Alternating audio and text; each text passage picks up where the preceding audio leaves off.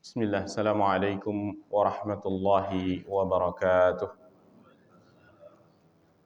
Innal hamdalillah nahmaduhu wa nasta'inuhu wa nastaghfiruh wa na'udzu billahi min shururi anfusina wa min sayyiati a'malina. Man yahdihillahu fala mudilla lahu wa man yudlil fala hadiya lahu. Ashhadu an la ilaha illallah wahdahu la syarika lahu wa ashhadu anna Muhammadan 'abduhu wa rasuluh. Allahumma salli ala nabiyyina Muhammadin wa ala alihi wa sahbihi ajma'in. Ya ayyuhalladzina amanu taqullaha haqqa tuqatih wa la tamutunna illa wa antum muslimun. Ya ayyuhan nasu taqu rabbakumul ladzi khalaqakum min nafsin wahidah wa khalaqa minha zawjaha wa batha minhuma rijalan katsiran wa nisaa'a. واتقوا الله الذي تساءلون به والأرحام إن الله كان عليكم رقيبا يا أيها الذين آمنوا اتقوا الله وقولوا قولا سديدا يصلح لكم أعمالكم ويغفر لكم ذنوبكم ومن يطع الله ورسوله فقد فاز فوزا عظيما أما بعد فإن أصدق الحديث كتاب الله وخير الهدي هدي محمد صلى الله عليه وسلم وشر الأمور محدثاتها وكل محدثة بدعة وكل بدعة ضلالة وكل ضلالة في النار. Ikhwani wa akhwati rahimani wa rahimakumullah, jamaah musalah al-ikhwan yang dimuliakan Allah Subhanahu wa taala. Alhamdulillah, kita bersyukur kepada Allah Subhanahu wa taala atas karunia dan nikmatnya. Allah masih memberikan kepada kita kesempatan untuk menuntut ilmu syar'i. Adapun pada kesempatan yang berbahagia ini, kita akan melanjutkan pembahasan Kitabut Tauhid. Kita masuk kepada bab firman Allah Subhanahu wa taala, ya'rifuna ni'matallahi thumma yunkirunaha. Bab firman Allah Subhanahu wa taala, ya'rifuna ni'matallahi thumma yunkirunaha. Mereka orang-orang Quraisy, orang-orang kafir musyrikin Quraisy, ya'rifuna ni'matallah. Mereka sebenarnya mengenal, mengakui, mengetahui nikmat-nikmat Allah. Thumma yunkirunaha. Kemudian mereka mengingkarinya. Ini merupakan potongan ayat di dalam Al-Quran, yaitu surah An-Nahl ayat 83. Mu'allif rahimahullah, penulis kitab ini, Syekh Muhammad bin Abdul Wahhab rahimahullahu ta'ala, membawakan ayat sebagai judul di dalam kitabnya. Sebenarnya ini, jika kita ingin memberikan judul berkaitan dengan kufur nikmat, berkaitan dengan kufur nikmat. Di dalam surah An-Nahl membahas tentang nikmat-nikmat Allah yang Allah berikan kepada manusia, kepada hambanya. An-Nahl bermakna lebah, ya, sebagaimana Allah Subhanahu wa taala mengisyaratkan bahwasanya lebah banyak mengandung kebaikan-kebaikan, dan nikmat-nikmat dunia lainnya disebutkan dalam surah An-Nahl. Bahkan surah An-Nahl disebut juga surah An-Ni'am, surah tentang nikmat. Sebagaimana ayat 81, Allah Subhanahu wa taala berfirman di dalam surah An-Nahl, kadzalika yutimmu ni'matahu 'alaikum la'allakum tuslimun. Demikianlah Dia menyempurnakan nikmat-nikmatnya atas kalian, la'allakum tuslimun, agar kalian menjadi muslim, menjadi tunduk. Jadi disebutkan banyak nikmat Allah Subhanahu wa taala di dalam surah An-Nahl. Maka kesimpulan daripada surat tersebut, ya, sebelum ayat 83 Allah Subhanahu wa taala berfirman, fa in tawallau fa inna ma'alaikal balagul mubin. Ini juga diantara nikmat yang besar. Ya, maka jika mereka itu berpaling, kufur, tidak mengikuti Allah dan Rasulnya, fa inna ma'alaikal balagul mubin, maka sesungguhnya atas kamu ada al-balagul mubin, yang menyampaikan, ya, al-mubin, kebenaran. Yang dimaksudnya adalah diutusnya Rasulullah sallallahu alaihi wasallam. Ini adalah nikmat yang besar. Seandainya tidak diberikan Rasul, tidak diutus Rasul di muka bumi ini, maka manusia akan sesat dan menyesatkan. Ini diantara hikmah, diantara rahmat Allah. Maka kita bersyukur atas diutusnya Rasul sallallahu alaihi wasallam sebagai penjelas bagaimana tata cara kita beribadah kepada Allah yang benar. Lalu Allah Subhanahu wa taala berfirman, ya'rifuna ni'matallah tsumma yunkirunaha wa aktsaruhumul kafirun. Mereka mengenal nikmat-nikmat Allah kemudian mengingkarinya, wa aktsaruhumul kafirun, dan kebanyakan dari mereka itu adalah ingkar terhadap nikmat Allah. Dan ayat selanjutnya Allah Subhanahu wa taala berfirman, wa yauma nab'atsu min kulli ummatin syahidan, dan suatu hari nanti, suatu hari yakni yaumul qiyamah, kami akan membangkitkan manusia min kulli ummatin, dari setiap umat itu ada saksinya. Artinya Allah Maha Adil, tidak menyiksa seseorang kecuali telah mengutus seorang Rasul sebagai saksi. Maka ayat ini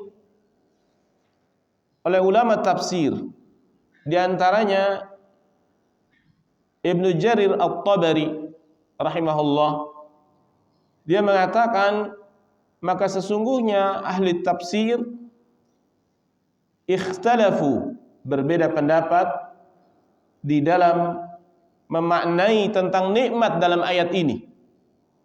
Ya'rifuna nikmat Allah, mereka mengenal nikmat Allah. Apa yang dimaksud dengan nikmat Allah dalam ayat ini? Kata Ibnu Jarir At-Tabari, maka dia menyebutkan atau menukil perkataan Sufyan, ya. Dia mengatakan yang dimaksud dengan nikmat dalam ayat ini adalah Muhammad sallallahu alaihi wasallam. Maksudnya nikmat yang diingkari oleh orang Quraisy, orang-orang kafir Quraisy, adalah nikmatnya diutusnya Rasulullah sallallahu alaihi wasallam. Karena Imam At-Tabari menafsirkan hal demikian karena memang ayat sebelumnya berkaitan dengan Rasul. Ya, fa in tawallau fa inna ma'alaikal balagul mubin. Maka jika mereka berpaling, sesungguhnya atas kamu ada al-balagul mubin, yakni Rasulullah sallallahu alaihi wasallam. Kemudian juga ayat setelahnya Allah menyebutkan, wa yauma nab'atsu min kulli ummatin syahida. Syahida, sebagai saksi di akhirat nanti bahwasanya Rasul telah mengajarkan kepada umatnya kebenaran, telah menunjukkan jalan ke surga dan menjelaskan jalan ke neraka. Maka bagaimana seorang hamba, seorang umat berpaling, maka ada saksi bahwasanya Allah tidak menzolimi mereka. Ini saksinya. Yang ini siapa? Rasul. Rasul sebagai saksi kepada umat tersebut bahwasanya Allah telah menurunkan risalahnya. Maka inilah nikmat yang dimaksud dalam ayat ini. Menurut Ibnu Jarir At-Tabari rahimahullah. Tapi dia mengatakan ikhtalafu, ya, yang dimaksud dengan nikmat dalam ayat ini para ulama berbeda pendapat. Oleh karena itu nanti, ya, di dalam kitab ini mu'alif rahimahullah membawakan beberapa tafsir berkaitan dengan ayat ini, ya. Dan ulama lain mengatakan tentang tafsir ayat ini maksudnya adalah nikmat Allah.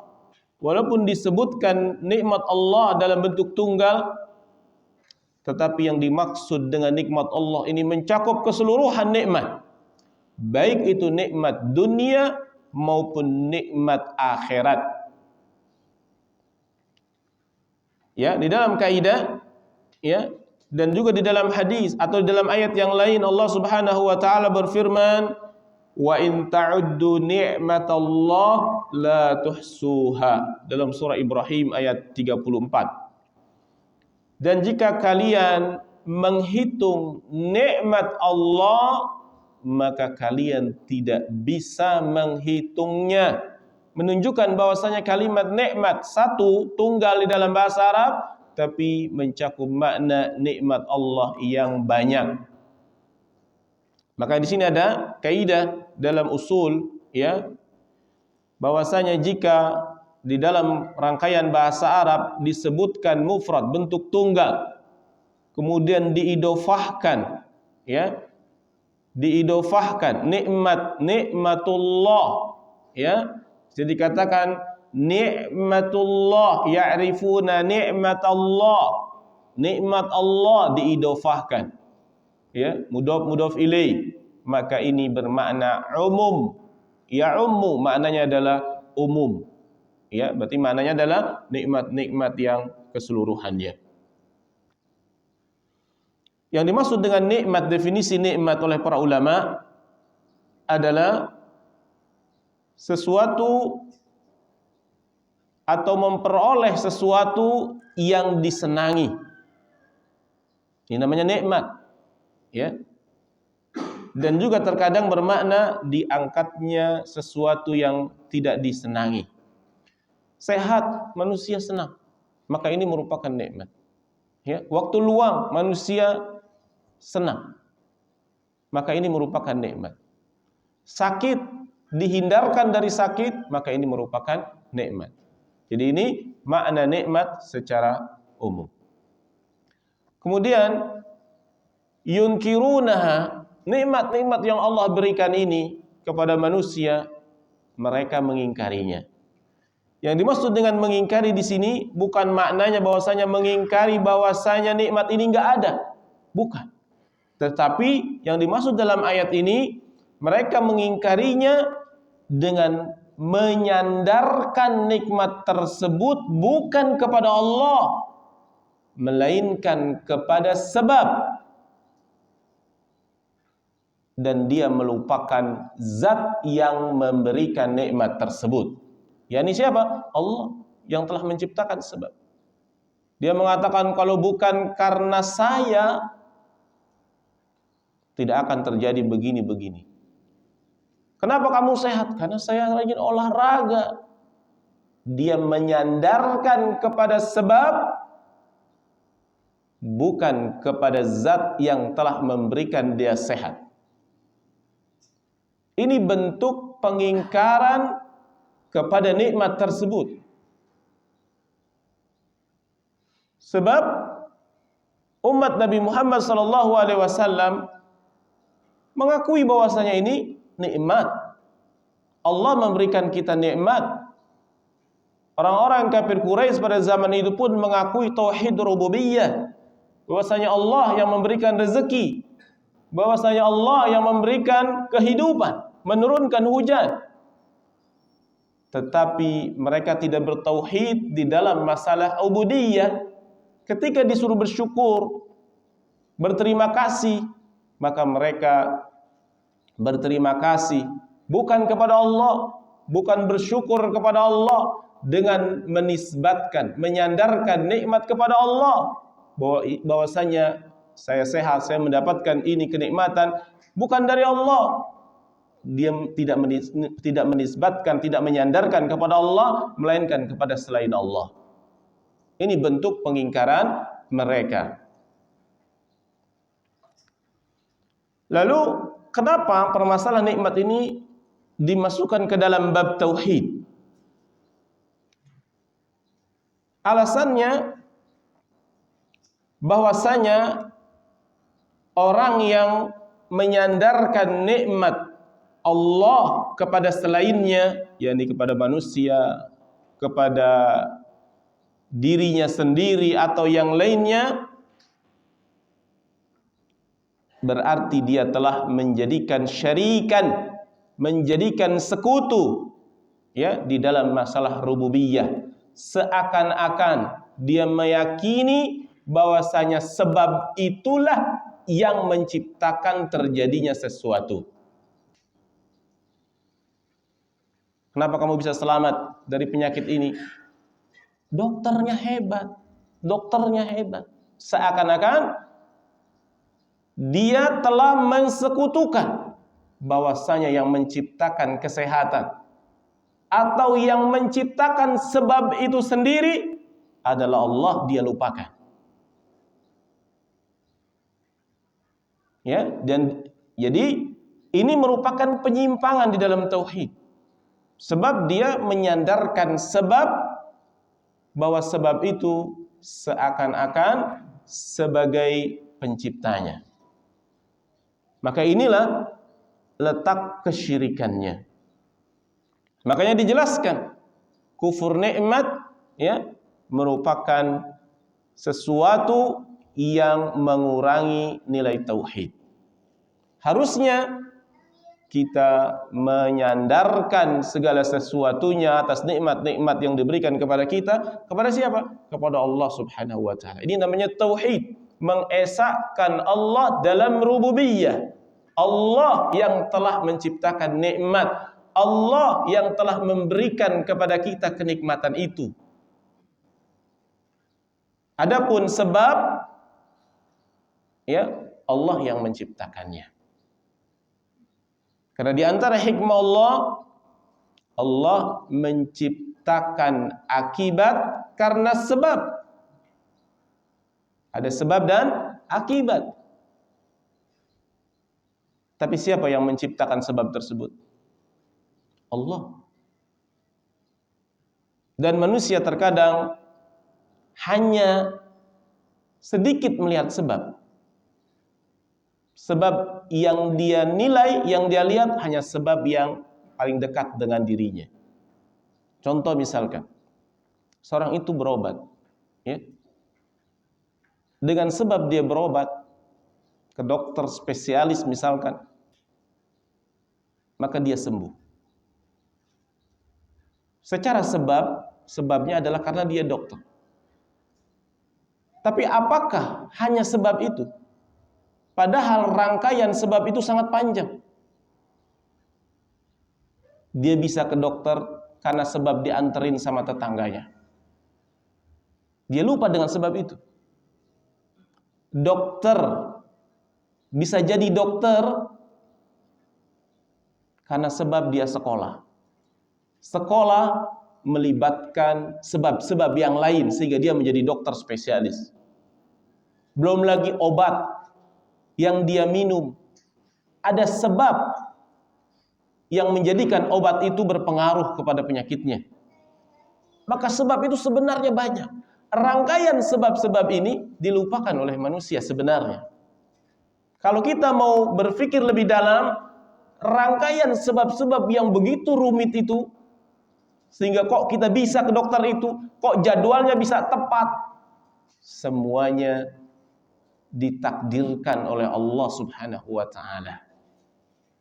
Harusnya demikian kesempurnaan tauhid. Bahwa nikmat tersebut dari siapa? Dari Allah Subhanahu wa taala. Ini kaitan penyimpangan masalah nikmat terhadap tauhid rububiyah. Ini dari satu sisi. Dari sisi yang lain, dengan demikian maka dia tidak bersyukur kepada Allah.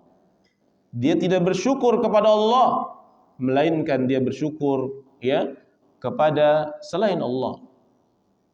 Dan syukur ini ibadah. Syukur ini ibadah. Tidak boleh kita bersyukur pada hakikatnya kecuali kepada Allah saja.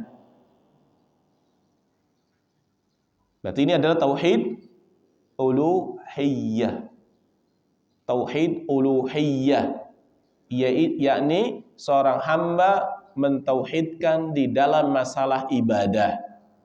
Kalau tadi rububiyah, seorang hamba meyakini bahwasanya perbuatan Allah itu adalah perbuatan Allah, yang namanya rububiyah.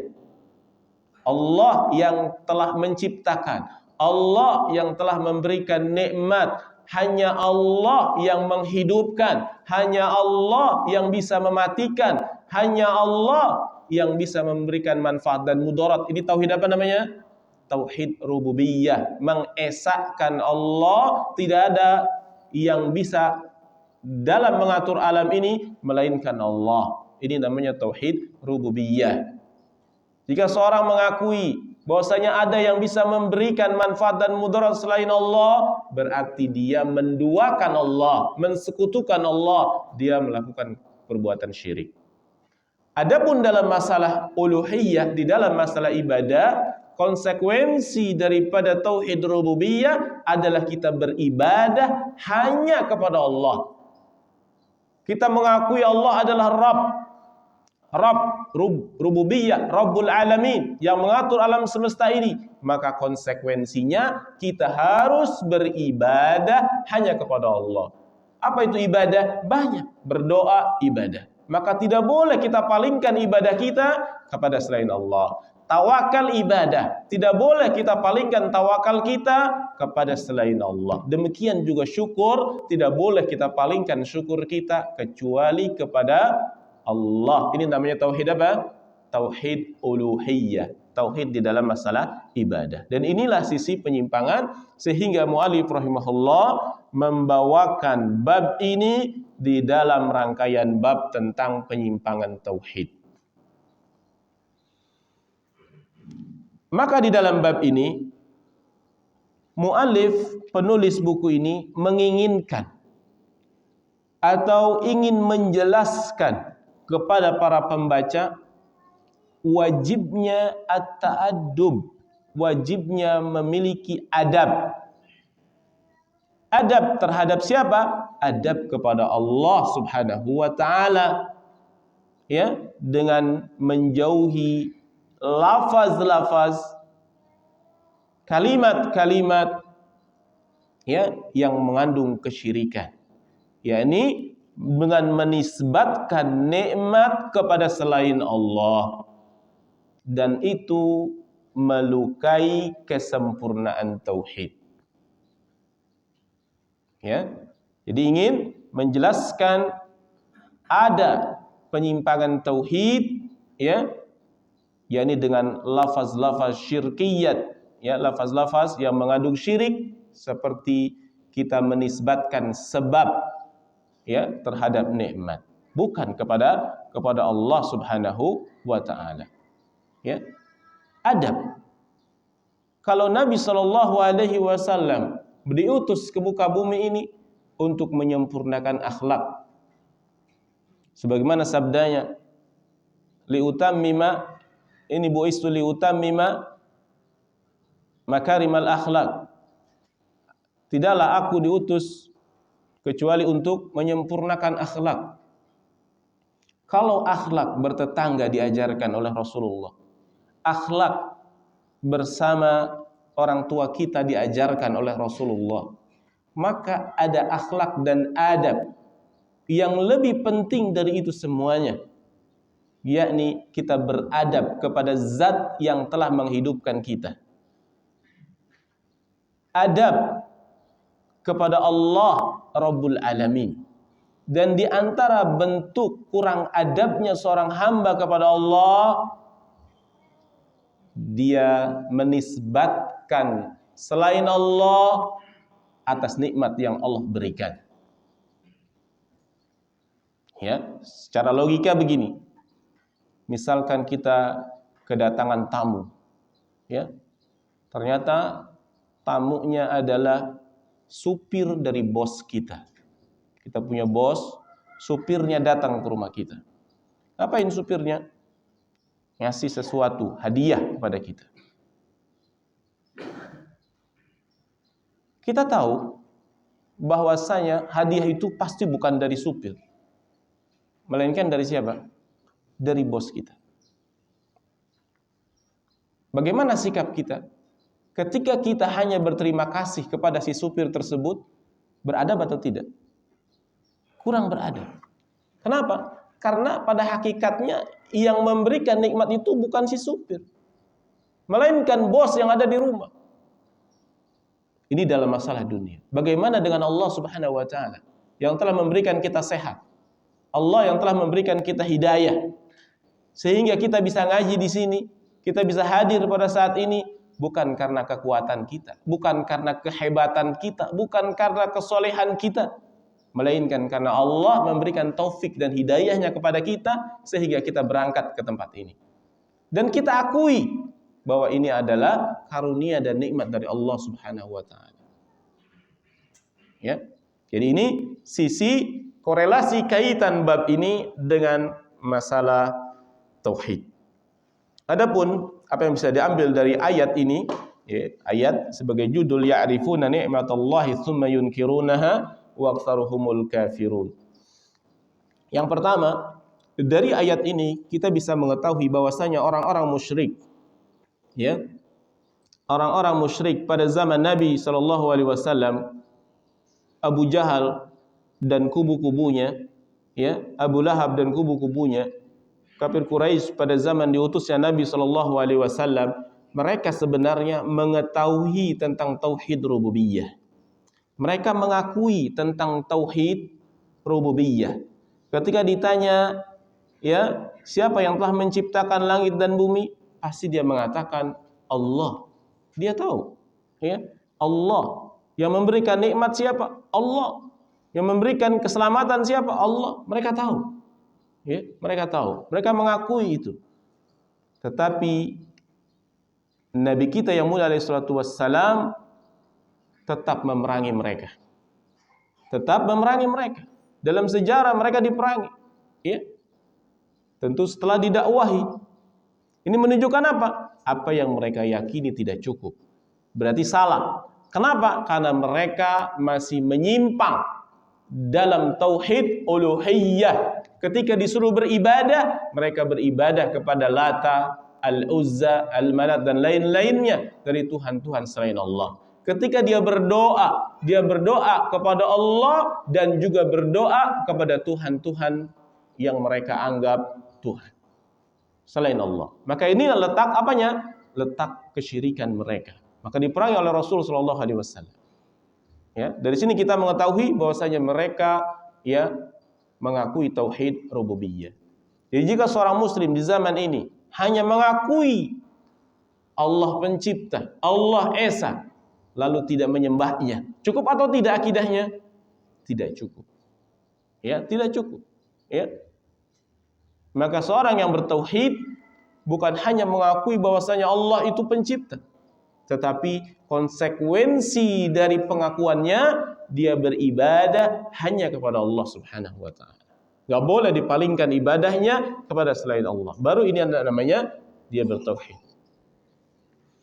Yang kedua, wajibnya menisbatkan, menyandarkan nikmat-nikmat kepada Allah Subhanahu wa taala saja. Apa saja, ya? Kesehatan,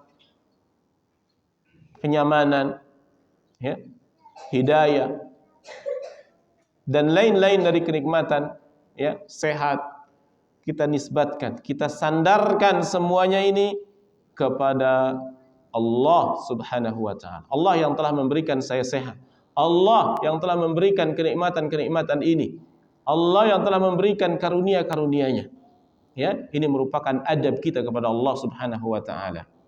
Bukan malah, kalau bukan karena polisi tadi, kalau bukan karena tetangga saya, kalau bukan karena uang ini atau sesuatu yang lainnya, ya, maka ini merupakan hal yang menunjukkan kekurangan dalam masalah tauhid kita. Yang ketiga,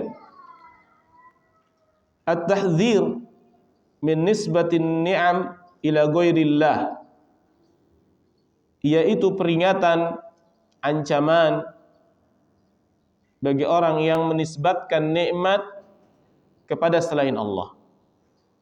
Karena sesungguhnya hal tersebut merupakan kesyirikan. Ya, syirik dalam masalah rububiyah. Syirik dalam masalah rububiyah. Berikutnya, faedah yang bisa diambil dari ayat ini berkaitan dengan tauhid, wajibnya at-ta'addub, beradab di dalam masalah ucapan, di dalam masalah ucapan, dan haram i'timad, menyandarkan nikmat tersebut kepada sebab. Ya, ini fawaid dari hadis tersebut. Kemudian kita baca selanjutnya tafsir yang dibawakan oleh Syekh Muhammad bin Abdul Wahhab.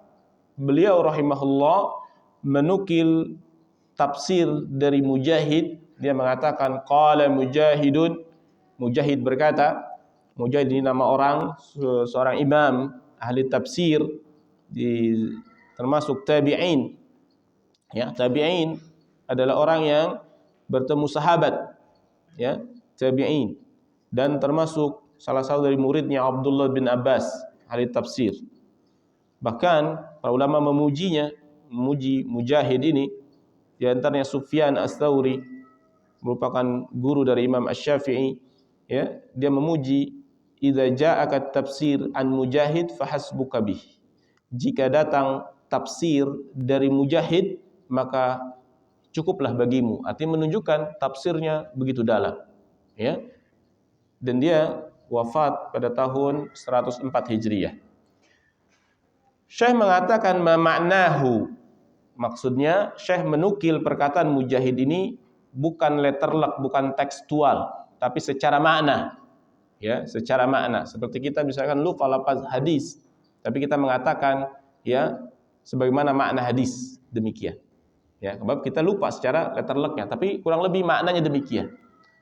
Ini yang dimaksud dengan kalimat Syekh dengan maknahu, sesuai dengan maknanya. Apa perkataan Mujahid? Huwa qaulur rajul hadza mali waristuhu an abai. Ini adalah hartaku dan aku mewariskannya dari bapak-bapakku. Ya, ini maksudnya tafsir dari ayat tadi, ya, mereka mengingkari nikmat karena ada perkataan seseorang yang mengatakan ini adalah hartaku dan aku memperoleh harta ini dari warisan. Warisan siapa? Warisan leluhur saya, bapak-bapakku, begitu. Ya. Jadi Mujahid mengatakan yang dimaksud dengan, ya, kalimat ini adalah dia, seseorang tersebut menyandarkan kepemilikan harta itu kepada sebab. Apa sebabnya? Karena warisan. Saya dapat harta ini karena warisan.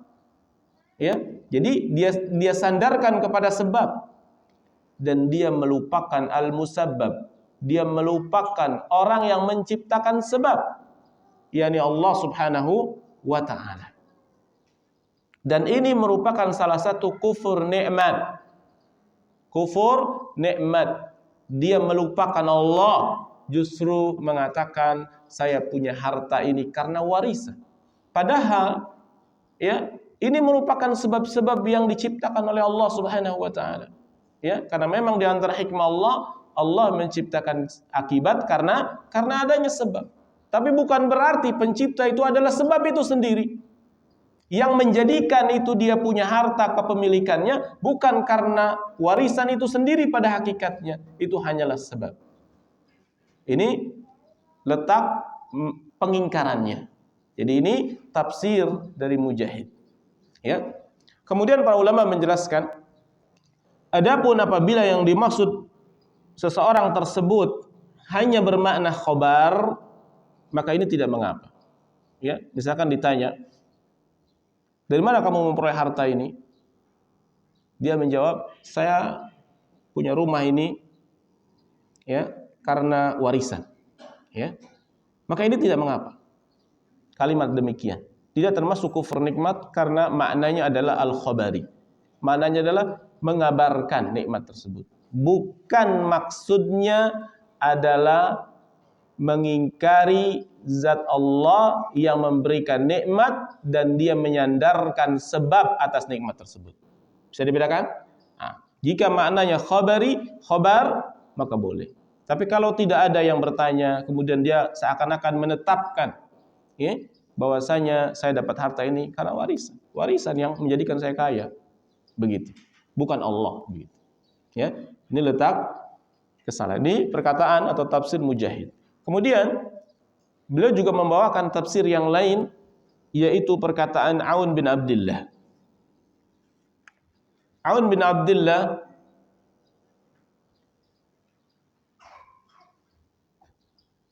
mengatakan, yaquluna laula fulan lam yakun kadza wa kadza. Seandainya jika bukan karena si fulan, maka tidak akan terjadi ini dan itu. Ya. Seandainya, sering kita ucapkan demikian, kita lupa. Ya. Seandainya kalau kamu tidak datang, aduh, habis saya ini. Nah, ini demikian kalimat-kalimat kufur nikmat. Ya. Kalimat kufur nikmat, melupakan siapa? Allah.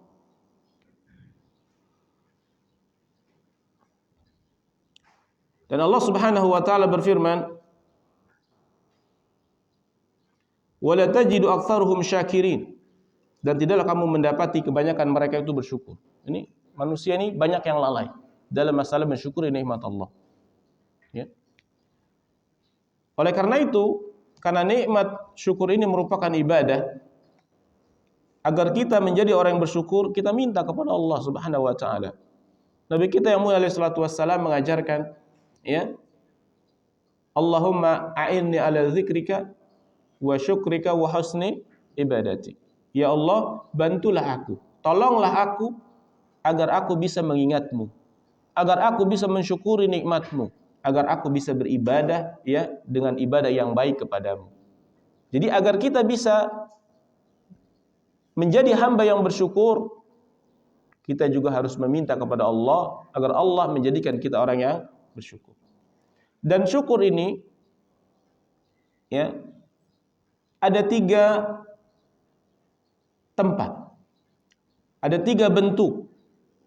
Yang pertama, syukur dengan hati, ya.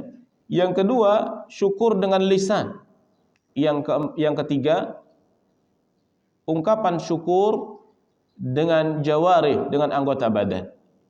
Bagaimana bersyukur dengan hati, ya, yaitu mengakui nikmat tersebut dari Allah. Hati kita mengakui nikmat tersebut dari Allah. Allah Subhanahu wa taala berfirman, "Wa ma bikum min ni'matin faminallah." Maka tidaklah nikmat yang ada pada dirimu ini kecuali dari Allah, bukan dari makhluk. Ya, maka akui secara hati.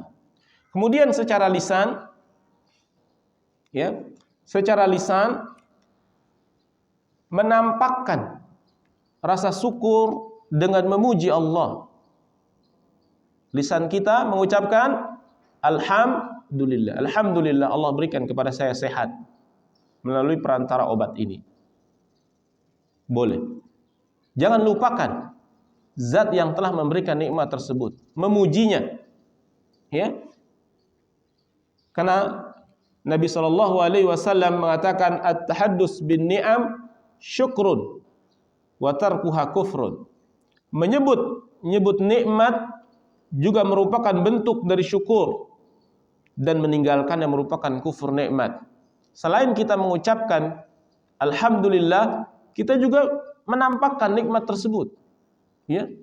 Boleh, ya, kita pakai, kita gunakan, pakai baju bagus, ya, kendaraan bagus untuk ketaatan.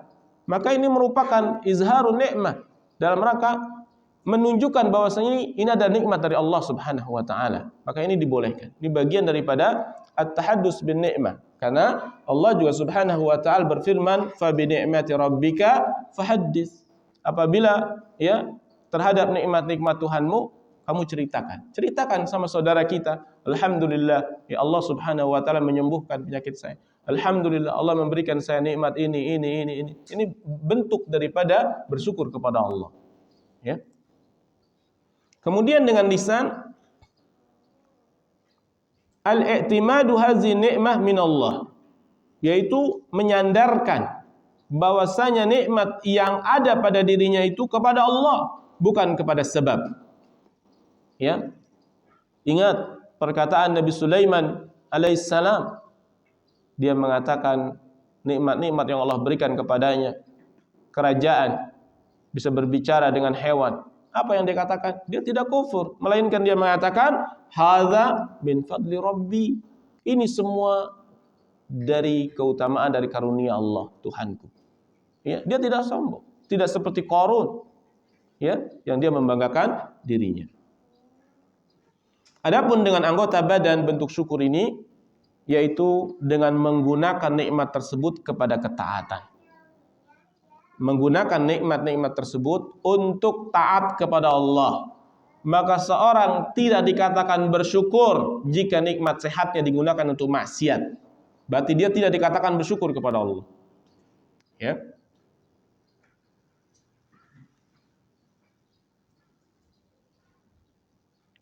Kemudian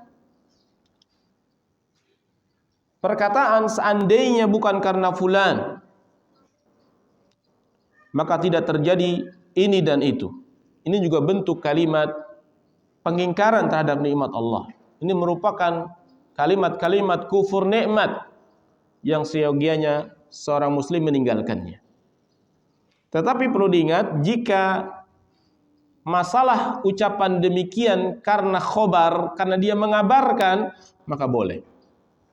Seperti dia ditanya, ya, bagaimana kamu selamat tadi? Karena kalau bukan karena si fulan, maka saya akan tersesat. Maka ini bentuknya khobar, maka ini dibolehkan jika maksud adalah mengabarkan. Tetapi jika yang dimaksud di sini adalah seandainya bukan karena si fulan adalah sebab itu sendiri, ya, maka hukumnya ada 3 tingkatan yang perlu kita pahami. Tingkatan yang pertama, jika sebabnya merupakan sebab yang tidak memiliki pengaruh, ya, tidak memiliki pengaruh tapi dinisbatkan kepada sebab tersebut, maka ini bisa jadi kepada kesyirikan besar atau syirik akbar. Seperti misalkan sebab yang khafi, sebab yang secara panca indera dia tidak bisa melakukan itu. Seperti misalkan kalau bukan karena wali fulan di kuburan ini saya tidak sembuh. Secara logika orang mati tidak bisa memberikan kesembuhan. Tidak ada syariat yang menjelaskan demikian. Maka jika dia menisbatkan sebab tersebut kepada hal itu, maka dia jatuh kepada kesyirikan, karena berarti dia menganggap bahwasanya mayit memberikan manfaat dan mudarat. Padahal yang bisa memberikan manfaat dan mudarat hanya Allah. Maka dia telah jatuh kepada kesyirikan. Jika dia menisbatkan kepada sebab yang tidak memiliki pengaruh kepada akibat tersebut. Tidak ada kaitannya dia sembuh dengan misalkan wali ini. Ya. Karena dia tidak bisa bersentuhan. Ya. Yang kedua, jika dia sandarkan sebab tersebut merupakan sebab yang sahih, ya, yang kuat korelasi akibat dan sebabnya, baik secara syar'i tidak ada larangan maupun secara qadari yaitu secara ilmiah, maka ini boleh dengan syarat 2, tidak boleh meyakini bahwa sebab tersebut yang memberikan pengaruh, dan yang kedua tidak melupakan al-mun'im, tidak melupakan zat yang memberikan nikmat tersebut. Jadi menyandarkan kepada sebab menjadi boleh. Pertama, sebabnya adalah sebab yang masuk akal.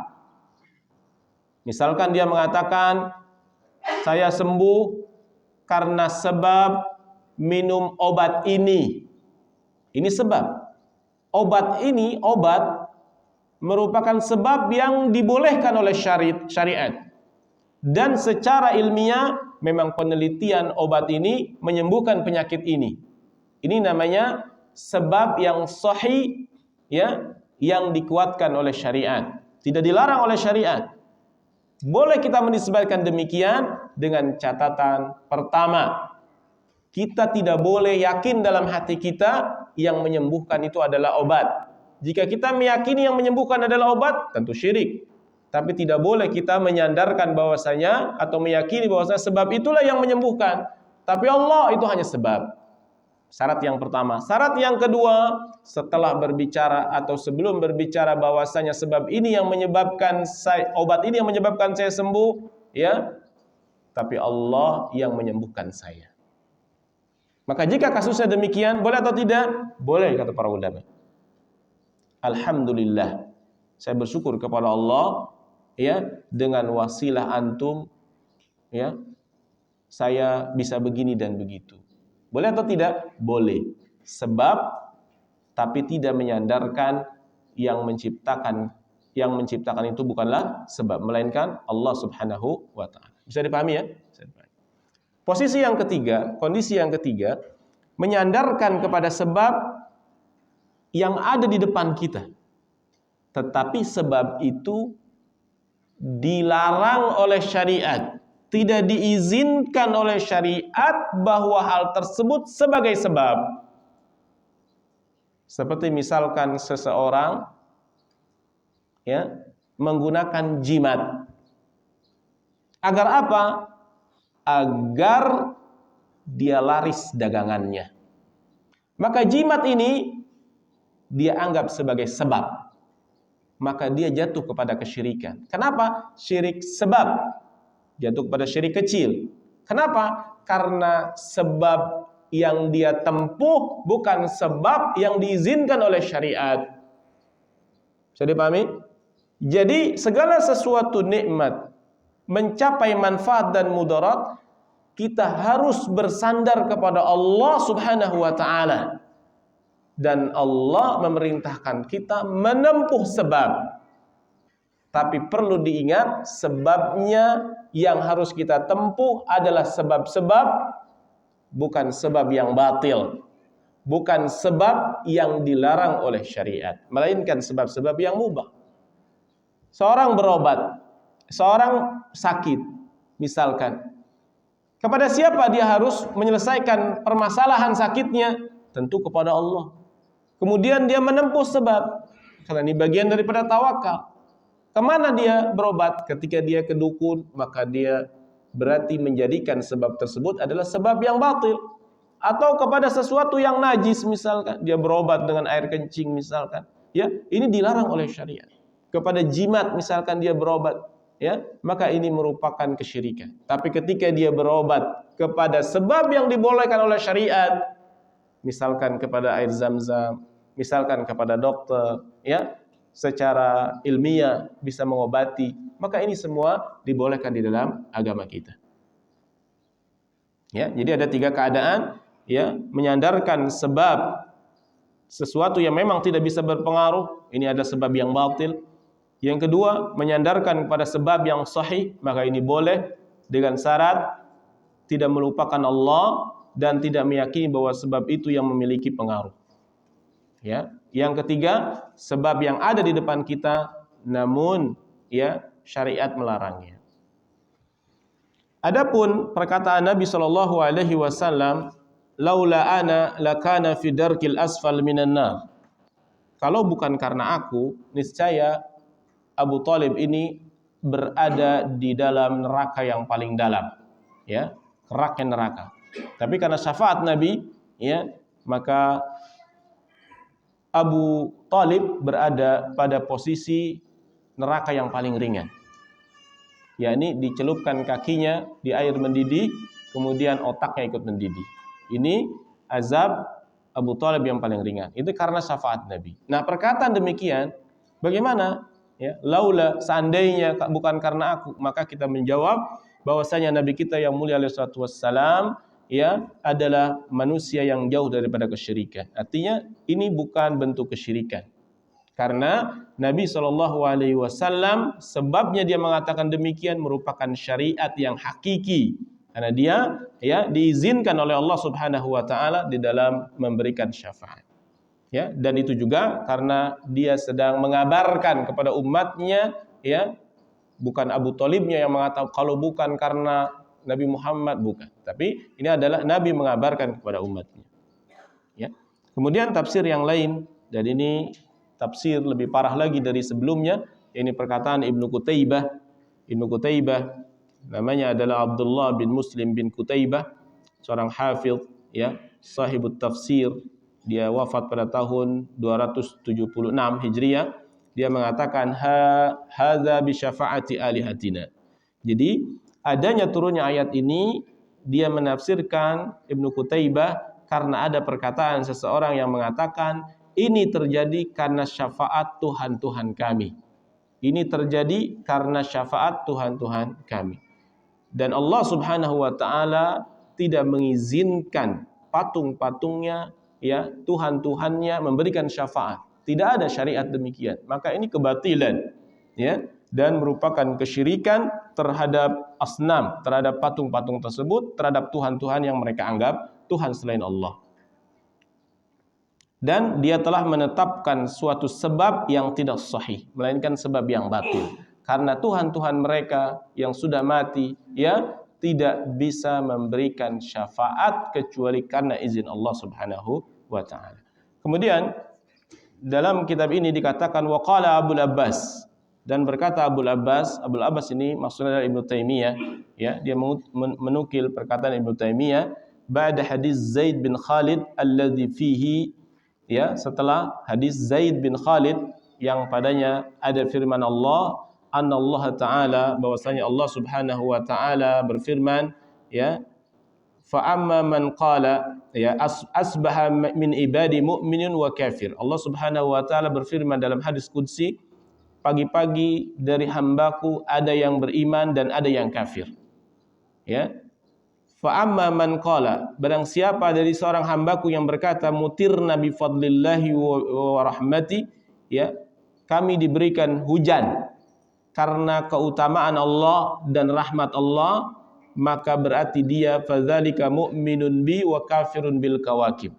Dia beriman kepadaku dan kafir kepada bintang-bintang. Karena memang ada sebagian orang yang mengatakan wa amma man qala mutirna bi nau'i kadza wa kadza, fadzalika kafirun bi wa mu'minun bil kawakib. Maka orang tersebut yang mengatakan hujan ini turun karena pengaruh bintang ini dan bintang itu, rasi bintang ini dan rasi bintang itu, maka orang yang tersebut adalah kafir kepadaku, kufur kepadaku, dan beriman kepada bintang-bintang tersebut. Jadi ini menunjukkan kufur nikmat, bahwasanya adanya hujan seharusnya disandarkan kepada Allah Subhanahu wa taala, bukan karena bintang ini, bintang itu, bintang ini dan bintang itu. Ya, ini merupakan, ya, perkataan beliau, bahwasanya beliau mengatakan wa hadza katsirun fil kitabi wa sunnah yazumu subhanahu man yudhifu in'amahu ila ghairihi wa yushriku bih. Perkataan Syekh wa hadza katsirun fil kitabi was sunnah, dan ini banyak di dalam kitab dan sunnah, yazummu subhanahu man yudhifu in'amahu ila ghairihi wa yusyriku bih, yaitu celaan Allah Subhanahu wa taala kepada orang yang menyandarkan nikmat-nikmatnya kepada selainnya dan melakukan kesyirikan kepadanya. Dia juga mengatakan, sebagian salaf mengatakan seperti perkataan mereka, kanatir rihu thayyibah, ya, tadinya angin itu baik, wal mallahu haziqan, dan nahqada itu pintar, wa nahwi dzalika mimma huwa jarin ala alsinati katsiratin, dan hal yang demikian ini, ya, berjalan, ada pada manusia perkataan-perkataan ini di lisan-lisan mereka yang banyak.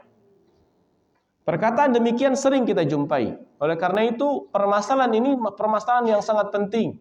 Karena kita yang belajar tauhid saja terkadang lupa. Sehingga dia mengatakan, ini karena anginnya bagus, kita selamat. Ya. Kemudian nahkodanya, Masya Allah, pinter. Misalkan. Sehingga kita selamat dari badai ini. Ya. Ini adalah perkataan yang sering kita jumpai. Tapi ini adalah perkataan yang melukai kesyirikan. Yang melukai tauhid. Dan kurang adab kepada Allah Subhanahu wa ta'ala. Ini perkataan dari beliau.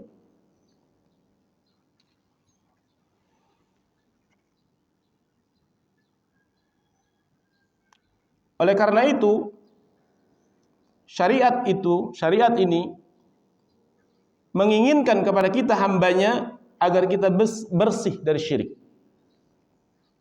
Meskipun syirik itu merupakan syirik lafaz. Dan ini sering terjadi. Kita menisbatkan kepada selain Allah. Kalau bukan karena kecerdasan saya, karena saya tekun dan rajin, tidak mungkin saya mencapai sukses ini. Nah, ini merupakan syirik secara lafaz. Ya. Oleh karena itu, ya, sikap kita jika ada orang yang memberikan nikmat kepada kita, sebab memberikan nikmat, seperti misalkan dokter misalkan, maka bagaimana sikap kita yang benar? Pertama, berterima kasih kepadanya. Pertama, berterima kasih kepadanya. Karena Nabi kita yang mulia alaihi salatu wassalam mengatakan, la yashkurullah ma la yashkurun nas. Tidak bersyukur kepada Allah orang yang tidak berterima kasih kepada Allah. Tapi ingat, hati kita harus yakin bahwa dia adalah cuma sebab yang mengantarkan makanan kepada kita, yang menyembuhkan penyakit-penyakit kita, pada hakikatnya adalah Allah Subhanahu wa taala. Karena Allah lah yang menyelamatkan kita. Allah lah yang menciptakan, ya, rangkaian-rangkaian sebab itu sehingga kita ditakdirkan sembuh. Bisa dipahami? Inilah sikap yang sempurna, ya, dari tauhid dan jauh dari kerusakan syirik. Ya, mungkin ini yang bisa saya jelaskan, ya, berkaitan dengan masalah kufur nikmat. Nah, kita tutup dengan doa kafaratul majlis. Subhanakallahumma wa bihamdika asyhadu an la ilaha illa anta astaghfiruka wa atubu ilaik. Assalamualaikum warahmatullahi wabarakatuh.